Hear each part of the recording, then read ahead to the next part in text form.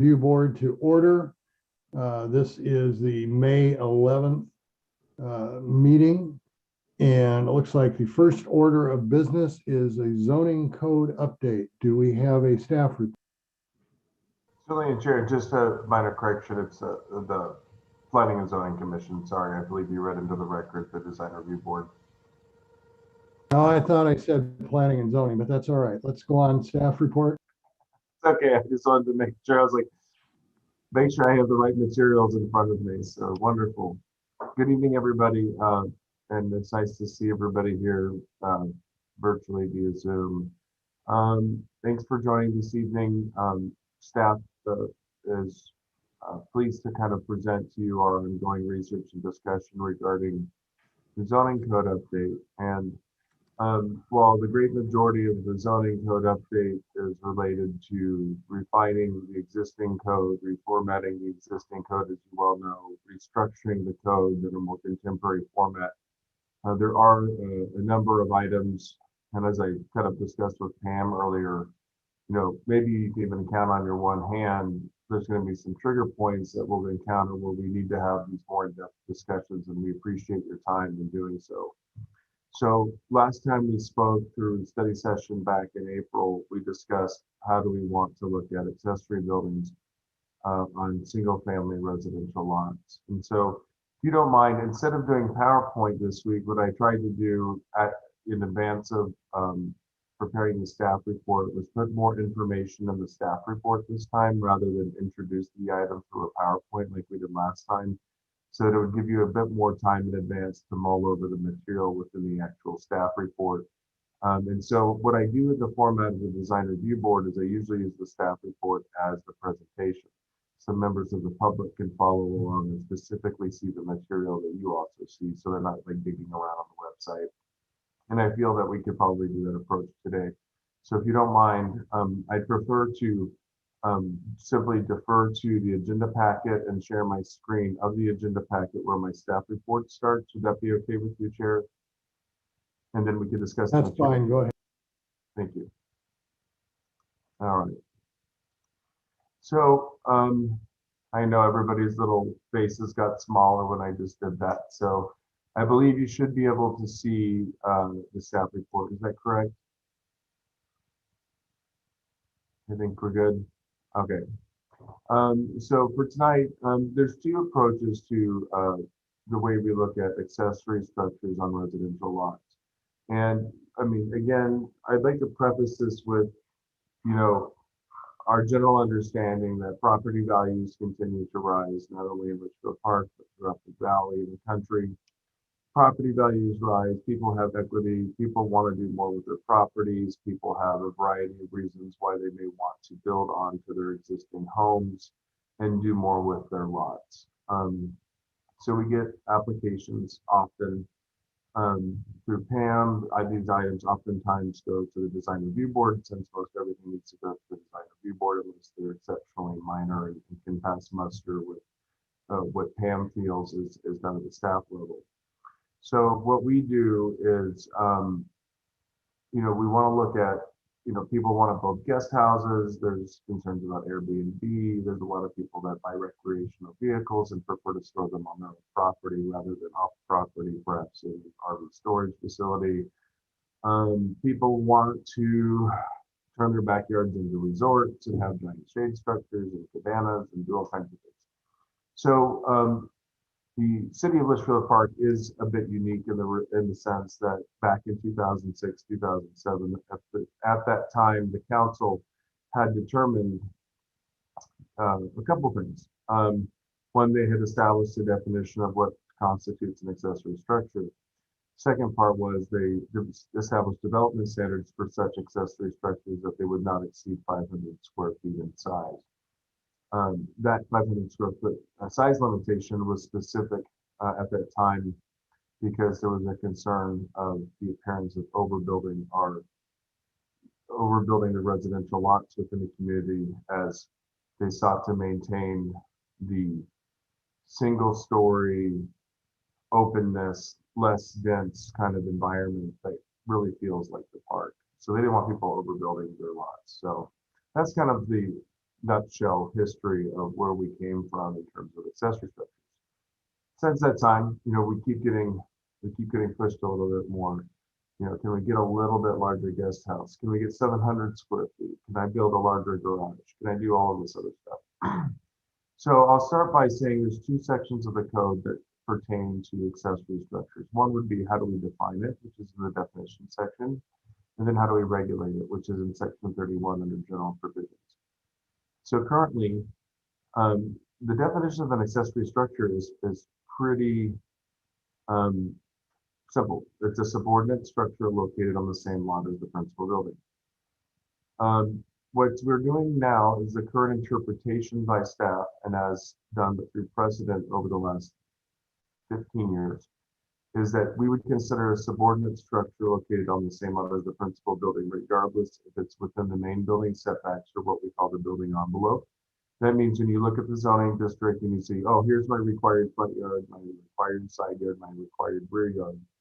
An accessory structure would be any structure that's built on that lot besides the primary residence, whether it's in the main building envelope or not within the main building envelope. In other jurisdictions, accessory structures are often referred to as buildings or accessory structures that are not necessarily located within the main building envelope.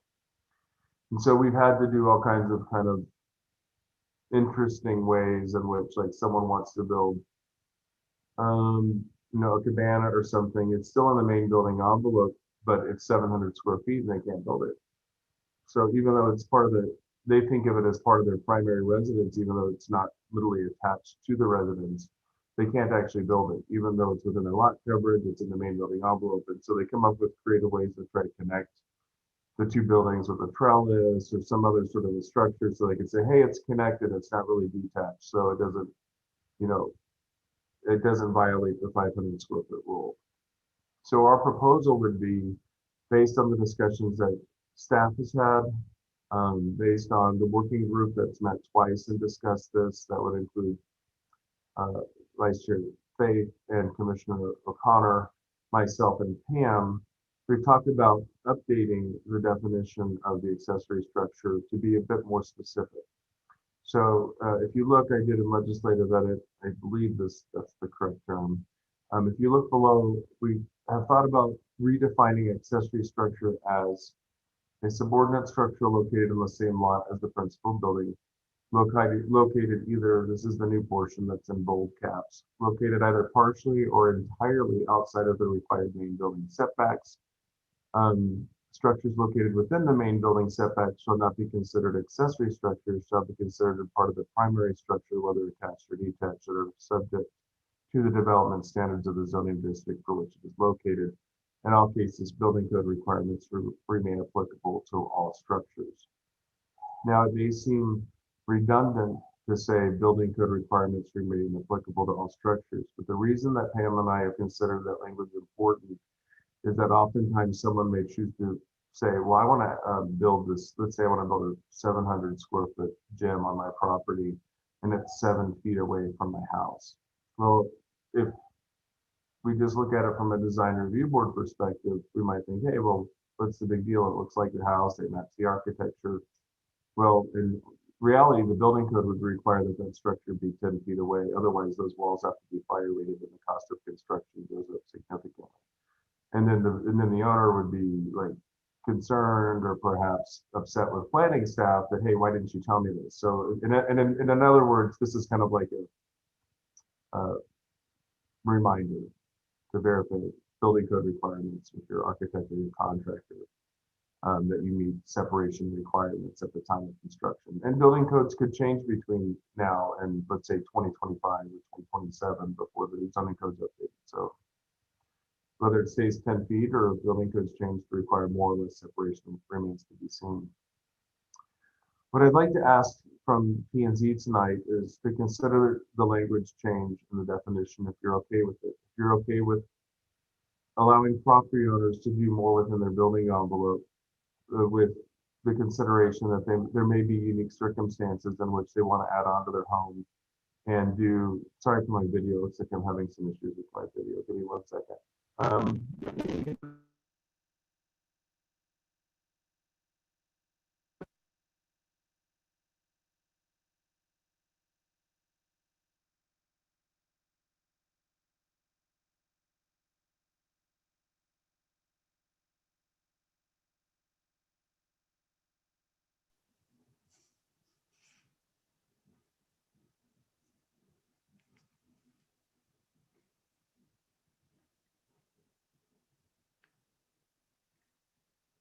Was anyone else having a hard time hearing Jason? I have my volume turned up all the way and it was a little bit, still a little quiet, garbled. Yeah, I don't hear him at all at this point. I don't know if Yeah. he's still talking or not. Jason, if you're talking, I can't hear you. I think we lost him. I just sent him a text to see if he is anything in the chat. I do have a question while we have this little break here.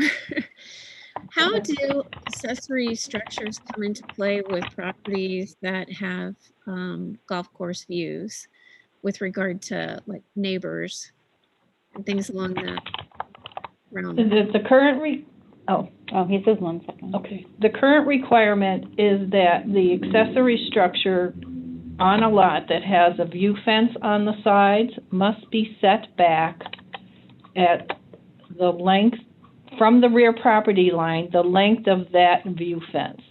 So if the view fence goes all the way down those side property lines, they cannot have an accessory structure. If the view fence goes back only, say, 10 feet, that accessory structure, no matter how high, would have to be set back at least that 10 feet, that 10-foot distance. So if somebody's property borders the golf course on a side and they've got a view fence all along there, and then the back is all of a complete view fence, and then the other side is 3/4 of a view fence, can they build any accessory structures?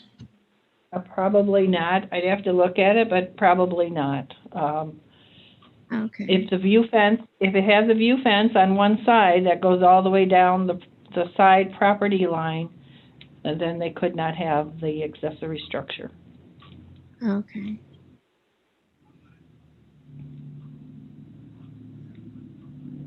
Did Brian, Jason get the message about the volume? Yes. Okay, and He said he's since Vicky brought up trying to about get back in. He got them. Yes, he said yes, he got the message.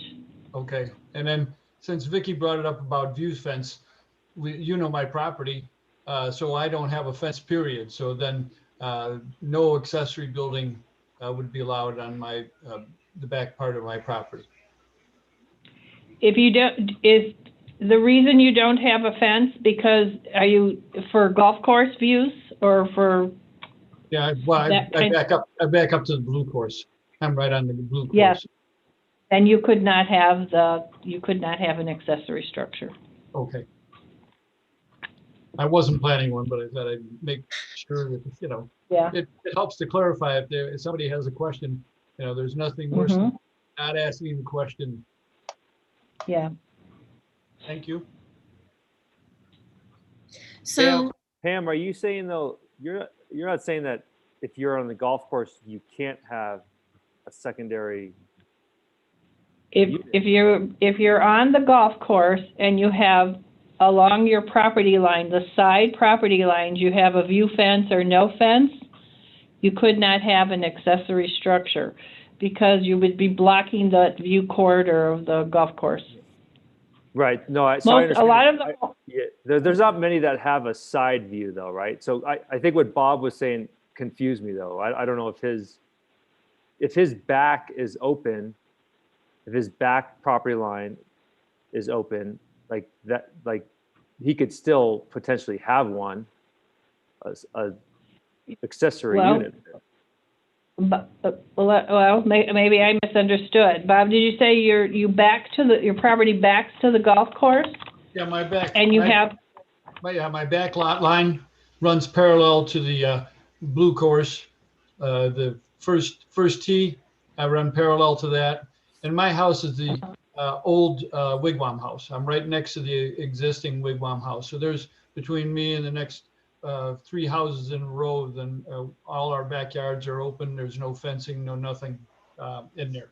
Now, do I have a problem with that? No, but I'm just to clarify what potential, as like you opened up with the statement Jason did about people, their values going up, so they want to do more things. So, people are always trying to think outside the box and be creative. Yeah. Can I also ask, like, what is the definition of attached to? If someone were to extend their roof line to another structure, that would be like 750 square feet. However, you walk outside of the house and it's covered by a roof area, and then you walk on a sidewalk leading into the other structure. Is that considered attached? Is it considered detached? I mean, if that were within the main envelope or the property, what would that be considered? Could they do that even if they wanted to, go over? So they could go over as long as it's attached by a roof? Is that? Trellis, any kind of roof, as long as it's attached to the house, usually by a roof. It could be a lattice roof, could be the regular roof. If it's attached to the house, as long they have to comply with the regular setbacks at that point, but they would not have, but that would be considered attached. So what we would be saying is, with this new definition, is we won't make you put up that extra roof to connect it, as long as you are within your building envelope. Because they could extend their house out that far if they wanted to, the whole house. So it doesn't really make that much of a difference. Okay.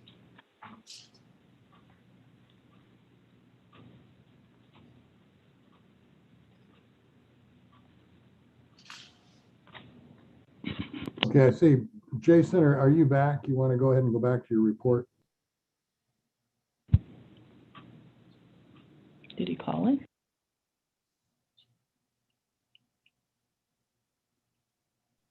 Jason, can you hear me?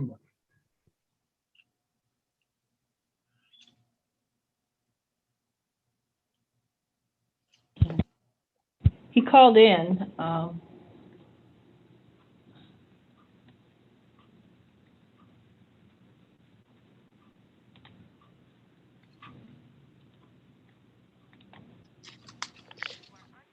Okay, great. Looks like I'm here. Oh. That was fun. I had to unmute myself by pressing *6 on my telephone, so sorry about that, guys.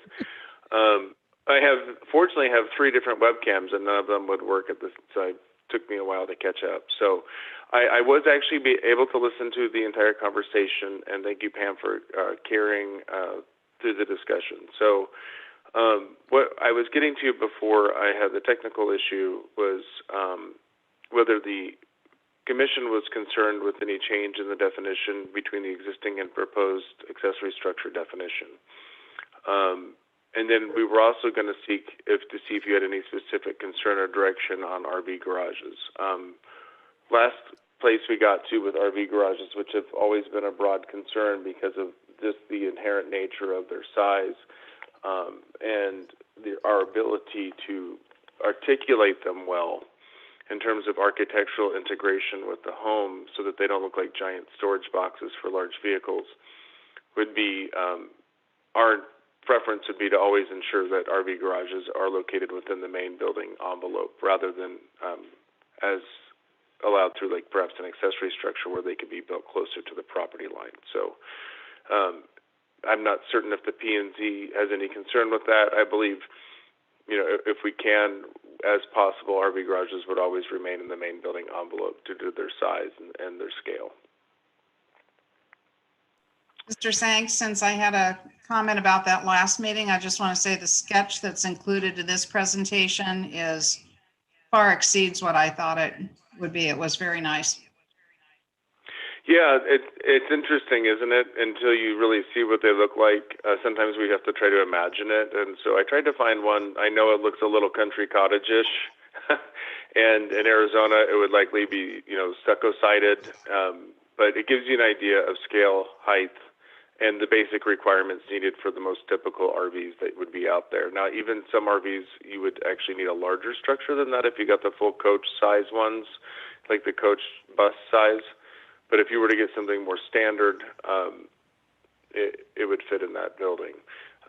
right now, as I've researched other cities, I spoke with Commissioner O'Connor at our working group meeting, and he had mentioned that, you know, what do other cities do? You know, are there different requirements in regards to building heights? What would they allow? And I found that other jurisdictions in general, like let's say, for example, Gilbert, the town of Gilbert, they have an allowance for structures to go taller than ours. We cap our accessory structures at 15 feet, which makes it actually quite difficult to fit an RV in a 15-foot tall building at the maximum, because just due to their size and scale, to get the roof plate high enough for an RV to fit in there, to get the roll-up door in there, to frame it, and all that good stuff, it's hard to do it. As you can see in the report I prepared, the top of ridge for a pitched roof structure over an RV garage would get you over 20 feet. And for example, Gilbert allows 20-foot tall structures. We only allow 15. So Gilbert could theoretically allow RV garages on their lots. So in any case, we haven't proposed, as I scroll down in the screen share that you can see here, the current code development standards, we currently have sought to maintain that both the accessory structures not exceed the principal building height or 15 feet, whichever is less. I don't know that we have very many homes in the park that are less than 15 feet tall. That's a pretty relatively short building. So 15 foot is the current height maximum. We've proposed to make some changes to the lot coverage and size. We have a kind of relatively unique definition of a development standard that no accessory structure or combination of structures, remember you can have more than one, shall occupy more than 25% of the area lying between the rear of the principal building and the rear property line. This is a very interesting metric that requires some, I wouldn't call it that it hasn't been enforced, but it's really difficult because every parcel is different, every home is different, and we'd have to do some interesting calculations, or at least get those from the architect, and they're rarely provided.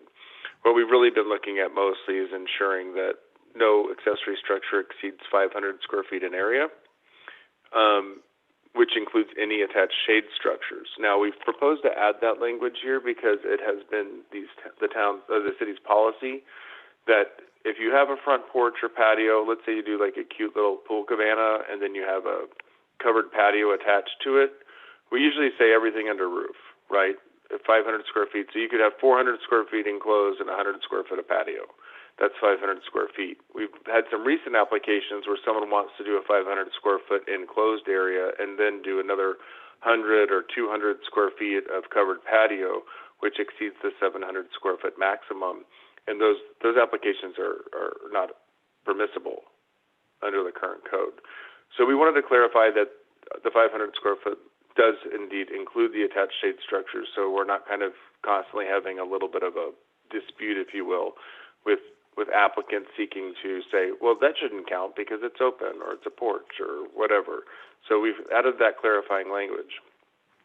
Further, based on our recent discussions in working group and the study session we did last month, we'd like some direct input on the allowance to go over 500 square feet on the largest lots that we have in the city, where I note, except in the residential estate zoning district, where accessory structures may be allowed up to 1,000 square feet. Now, we propose that because we do get inquiries to go much larger on some of these acre-sized lots. And I've provided aerials as I scroll below so you can get an aerial view and imagery of how different it is once you go from R115 to R1 to RE. At one point in staff's discussion, as we review this kind of like as we do our technical reviews, we had thought maybe we would look at the R1 lots, which are more or less half an acre or larger, and allow them to do larger accessory buildings. But in closer examination, we found that they're pretty densely packed as they are already. So if you see here, this is an R115 lot, and you can see the home here with the pool. These are pretty built in. 500 square feet on any one of these lots, which are oftentimes not even 15,000 square feet because they were platted in the county, and sometimes they're 14,000, sometimes they're 13,000.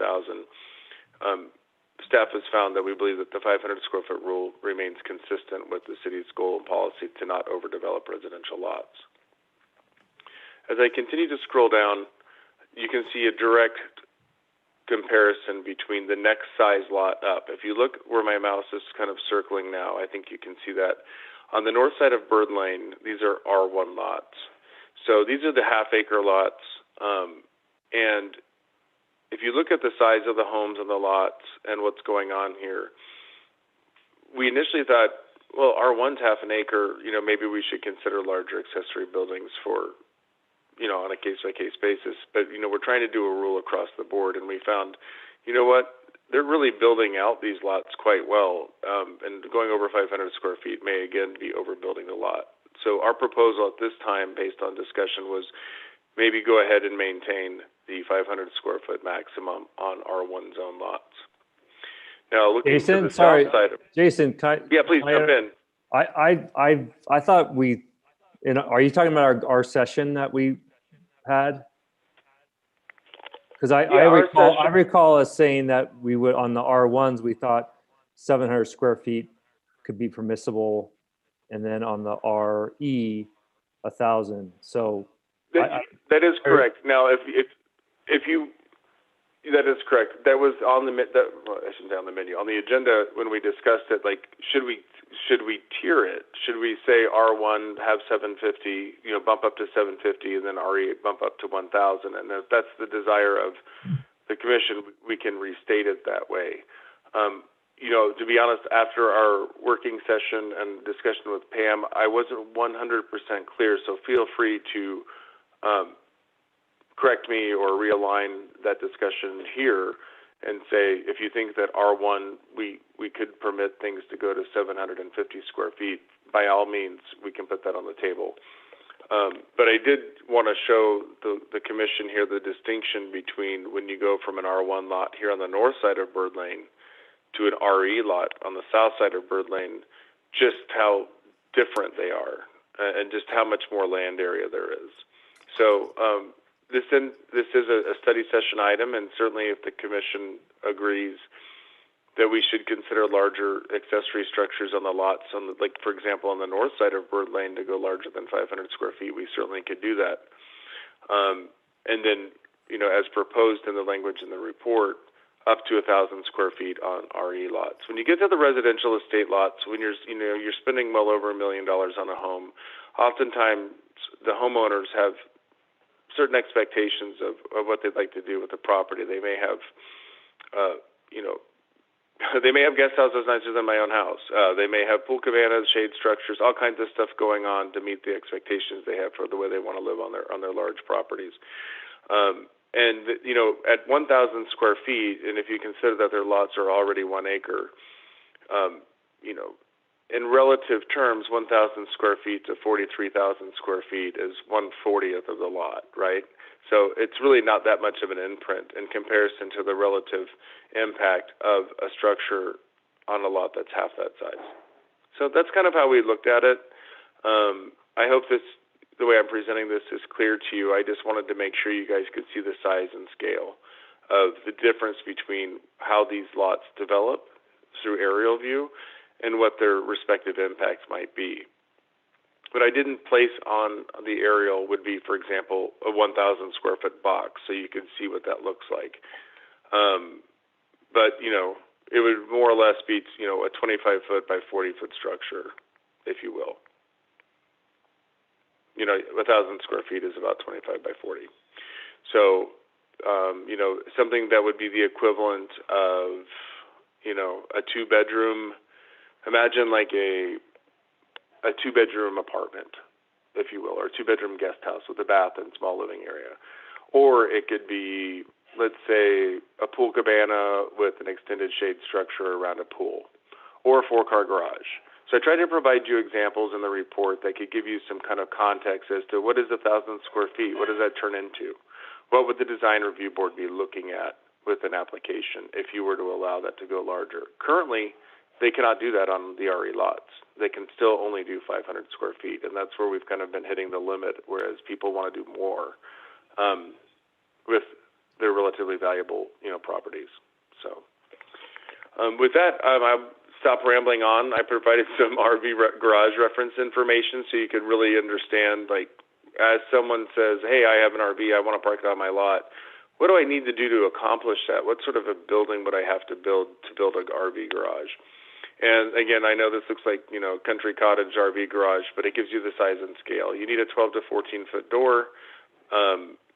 You need, the RVs are usually about 8.5 feet wide. You need at least 5 feet on each side to maneuver around it. So these structures are going to be at least 18 feet wide and generally at least 35, maybe even 40 feet deep. So the example provided here is about 650 square feet. So under the current provision, this accessory building would not be allowed on any lot within the city of Litchfield Park currently.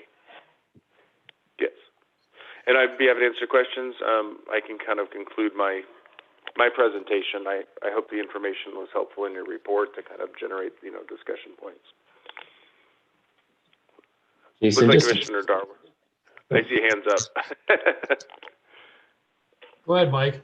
I'll follow you. Sure. So just to be clear, I mean, you can build, a citizen could build a 4,000 square foot RV garage as long as it's attached to the house, correct? In theory, that's correct. As long as they're within the main building setbacks and they don't exceed the maximum lot coverage. That's correct. It could be an RV structure, but the only caveat to that would be it would be regulated by the appearance, colors, materials, etc. Architecture would need to match the primary residence, and generally speaking, the board has had a design review board policy that the ridge height of the RV garage not exceed the ridge height of the primary residence, so that it doesn't overwhelm the architecture of the building. If you see what I've said, it doesn't look like a giant warehouse attached to a home. Right. And then I just did a quick calculation. It looks like there's only about 24 lots in Litchfield Park that are zoned RE. Is that right? That's probably about correct. I didn't do the full lot count yet. Pam and I are still kind of working on those calculations. I know we discussed that we would count the lots of RE, R1, etc., but I haven't finished that research yet. Yeah, so we have very large lots that are an acre plus that are not zoned RE. So I guess as far as the zoning goes, maybe it's a square footage calculation. So certainly, well, what we could do is, okay, so from a zoning code perspective, it certainly makes things easier for us to reference when we say use the zoning district as the regulator, right? But you don't have to, of course. You could certainly say if you're on a residential lot, you could just simply establish a minimum lot size. If your lot, exceeds 43,000 or 40,000 square feet or whatever number or metric you want, you could suggest that as the threshold for which someone can do a larger accessory building, regardless if it's R1 or RE.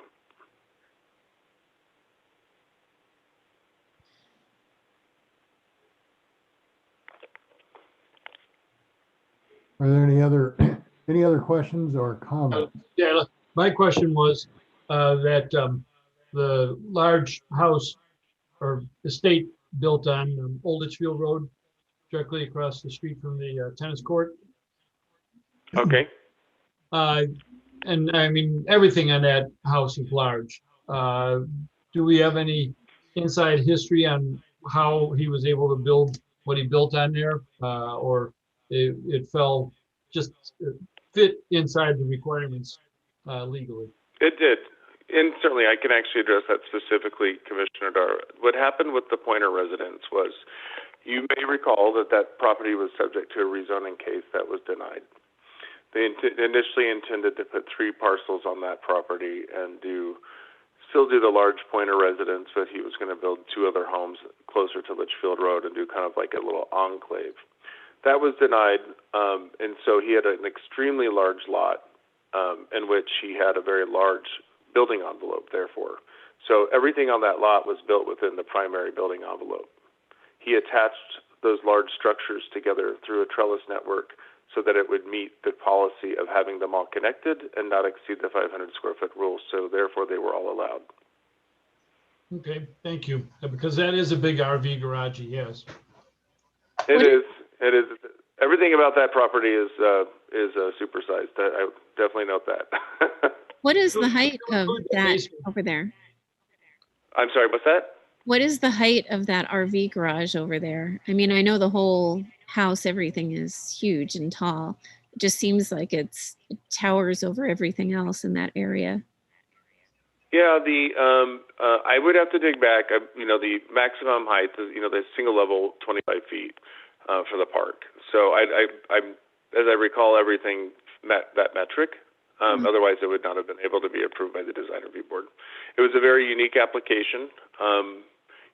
That property at one point had been designated for condominiums on the general plan. So it's an interesting end result. Wasn't it, Pam? Originally, they thought that during the village plan that it was going to be condominiums, and then he ended up just using the underlying zoning to build the very large estate home on it. So the original village-specific plan from 20 years ago was to not even have that land use. So we ended up with one giant house with an RV garage.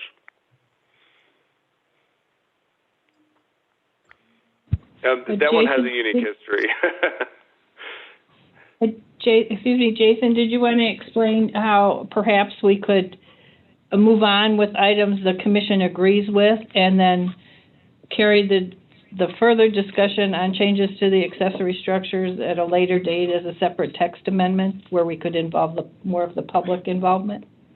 Yeah, absolutely. And so the one item we present to the commission is of course, I'm not trying to, I wouldn't say I should say representative staff. Staff's not trying to get the commission into the weeds, but at the same time, the book is open. We're rewriting the ordinance, and we're bringing your attention to items that have been brought to our attention, often through the design review board process. What we could consider is that perhaps we just make clarifications to the definitions where we specify that accessory structures are generally subject to being partially or wholly outside of the main building envelope, and that we wouldn't consider the accessory structure restrictions for additions to homes, whether attached or detached, that are within the main building envelope. If they meet the front, rear, and side yards, do we still want to consider them as accessory structures or just some sort of an extension of the primary residence?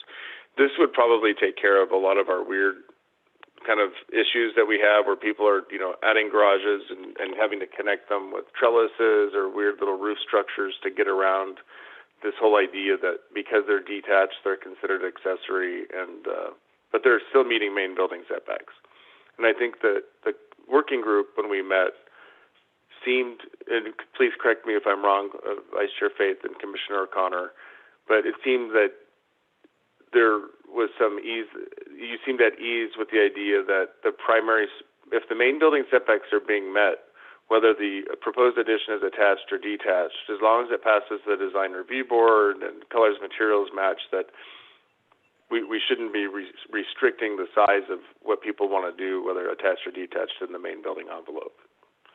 And then we could, if we need to, maybe the term is punt, the concept of allowing larger structures on RE lots or whatever, we could do so to a future text amendment after the new zoning code is adopted. If this is just, we don't want to trip everybody up over this for too long. I don't know if anybody has an opinion on that. We could just stick with what I have up here for existing versus proposed and just address it in the definitions, and then come back to digging into the size of accessory structures at a later date. Just to clarify for, I think, everyone, when we're talking about accessory structures, we're only talking about structures that are built in the setbacks. So everything, at least the way that this is now starting to be worded. So anything that's within the building envelope, there's no cap for 1,000 square feet. That's correct, right, Jason? That's correct. What we would propose with the new definition is really more of a clarification. It would allow people to build in the main building envelope larger structures than 500 square feet. Currently, they cannot. So even just changing the definition and providing this clarity that you see on the page would open the door for people to do more with their residences, so long as they don't exceed their allowable lot coverage, and that's consistent with what's done in other jurisdictions. Would someone like to attempt a motion um, recommending, and I think we're just now talking about definitions for the moment. If somebody would like to attempt a motion to accept or not the definition that's been proposed by staff, that might be helpful. I would make a motion. Wait 1 second, excuse me, Chair, it's not on the agenda for action. So perhaps a suggestion and maybe a show of hands would be better than a motion. Usually we have to put it on for action if we're going to have a motion. Yeah, it was my understanding that you were looking for some sort of direction. So I would argue that we can't even, based on what you just said, if we start putting our hands up, then we are effectively taking a vote for direction. So maybe the better way to simply go would be to say that there's interest in, adjusting the definitions, and then have it brought back at a future one with maybe more public involvement. Absolutely, and if I can clarify, I think you're definitely on the right path. But the difference between what we're presenting to you right now is a discussion point within the zoning code rewrite, rather than having presented you a text amendment through the text amendment process, right? As citizen review, et cetera, et cetera. This is a direction. So if the commissioners even wanted to one by one say they generally support the change in the definition, and that staff should proceed as presented, I think that would even be fine, even if there was a concern by the basic kind of premise of showing hands like a vote. The commissioners could simply just verbally express support for this direction on the definition change. I think what I would say is, instead of that, I would flip it around. Is there any commissioner that is opposed to the proposed definition that staff has raised? Is there any opposition to that? If there is, this would be, a good time to let us know. And if not, then staff can take direction from the fact that there wasn't any opposition. I did have a question that was, we're only talking definitions, so we're not talking about the square footages at this point. Is that correct? That would be part of a public discussion. We've, Commissioner, yes, Commissioner, through the chair, what's proposed at this time is to perhaps try to narrow down the presentation tonight to at least the direction on existing versus proposed definitions, and not at this time including necessarily the commission's direction on whether we allow larger accessory structures on certain size lots. We can just get at least this portion of the text of the zoning code moving forward through the rewrite. So the first paragraph under lot coverage size, the first paragraph would be subject to what we're talking about tonight, but then the staff proposes maintaining 500 square feet. The second paragraph would be something that we brought to a public discussion.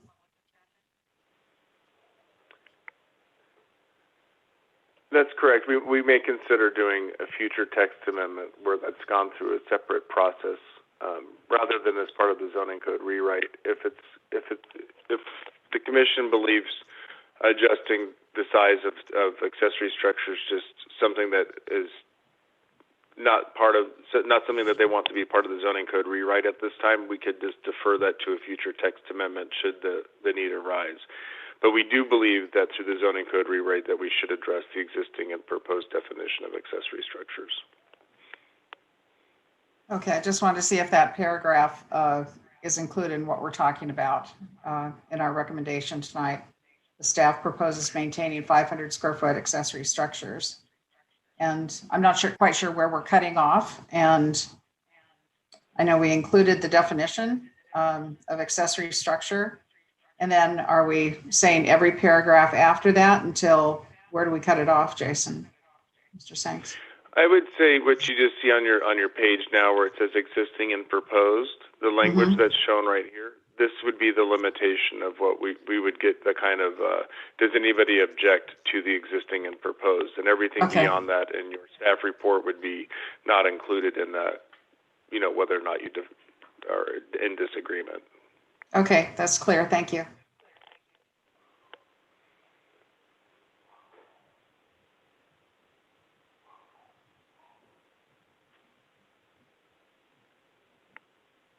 Dave, you're still on mute.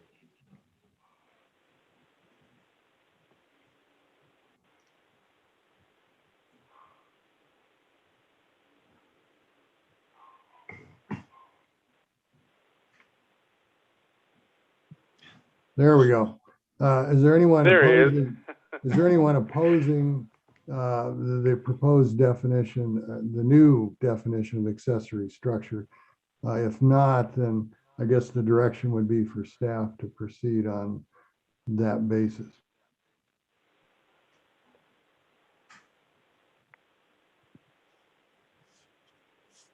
Well, it doesn't sound like there's anyone that's opposed to that. So I think we can probably, based on that, move on to the next item unless there's more discussion to be had.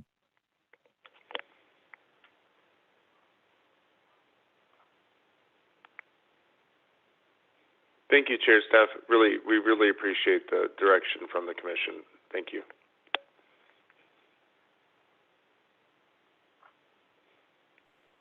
Okay, the next item is the Design Review Board and Board of Adjustment update. Commissioner O'Connor, did you want to do a report, or did you want to simply suggest that it's very short and that unless someone had a question, they can simply review the report that's in the packet? Yeah, I would just suggest that they review it. I'm here to answer any questions if anybody has any.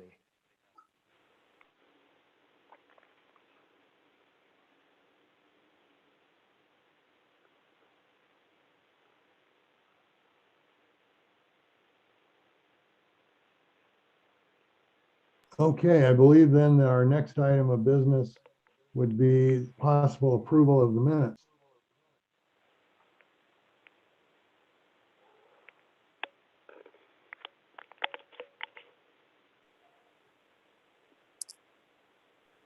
I move that we approve the minutes of the April 13th, 2021 Planning and Zoning Commission meeting. I'll go ahead and second that. All right, we have a motion and a second to approve the minutes. All those in favor, please say aye. Aye. Any opposed? Hearing none, the minutes are approved.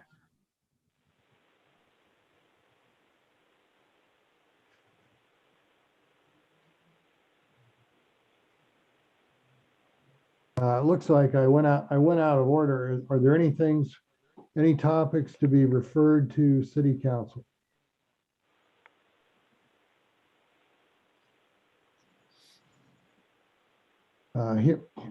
Hearing none, we'll move on to staff report on current events. Thank you, Chair and Commissioners. I'll try to keep it somewhat brief. We've got some stuff going on. As Commissioner O'Connor stated, you have the Design Review Board report.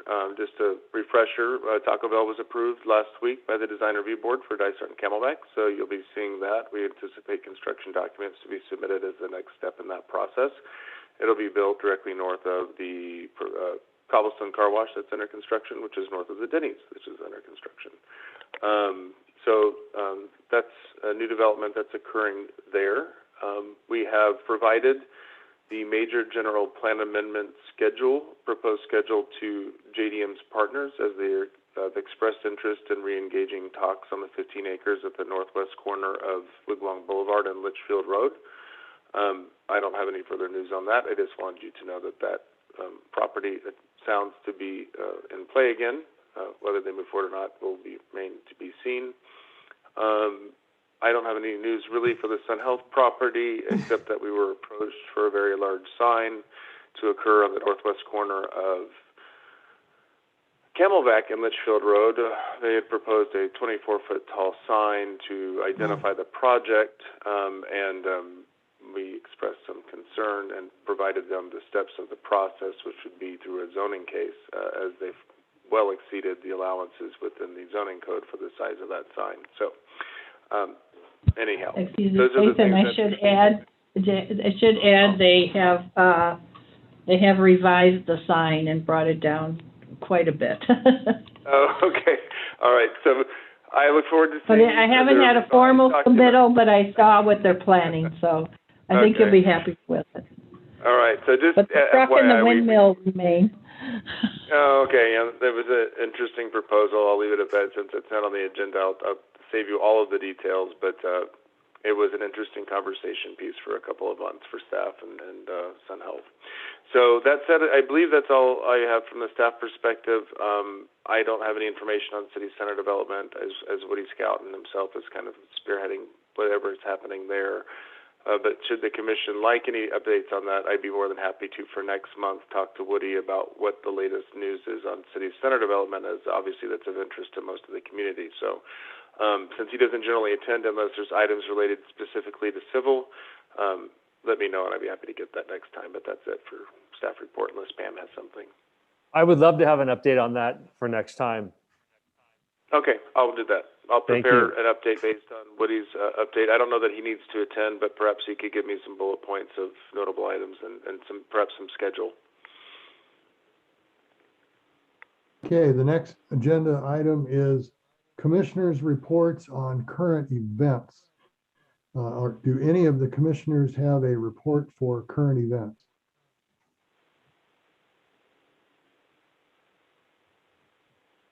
Okay, hearing none, the next item is adjournment. Is there a motion to adjourn? So moved. Second. Have a motion and a second. All those in favor of adjourning, say aye.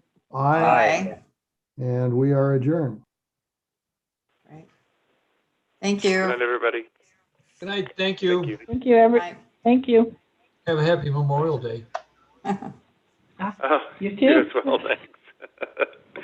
Bye. Good night, everyone.